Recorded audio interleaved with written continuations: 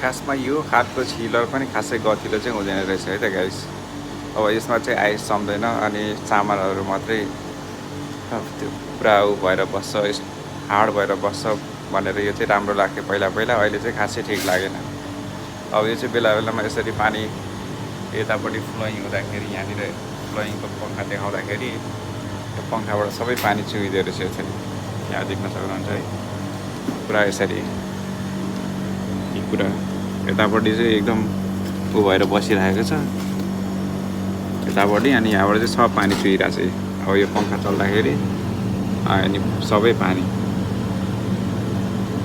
अब यो पानी चुहिरहेको छ अनि पानी बन्द, यो फ्लोइङ रोकेपछि पानी बन्द हुन्छ अनि त्यस पछाडि यहाँभित्र सबै यो सब उ भएर बसेको हुन्छ, फेरि हार्ड भएर बसेको हुन्छ यसरी आइस यसरी जमेर बसेको हुन्छ। यो सब पानी छ यतातिर सबै यस्तै हो। यो चाहिँ खासै ठिक छैन। यो चाहिँ ठिक छ है। फेरि यतापट्टिको यो फ्रिजर चाहिँ ठिक छ। अनि यो बिहानको मैले यहाँनिर सफा गरिदिएँ यो चाहिँ अहिले ठिक भएको छ। अब यतापट्टि फेरि पानी झरिरहेको छ, यो पनि ठिक छैन। अब टेक्निसियनलाई बोलाइसकेको छ, भोलि आउँछ भनेछ होइन।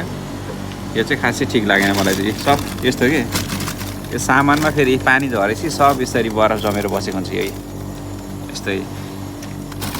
यो कामै छैन यही सब।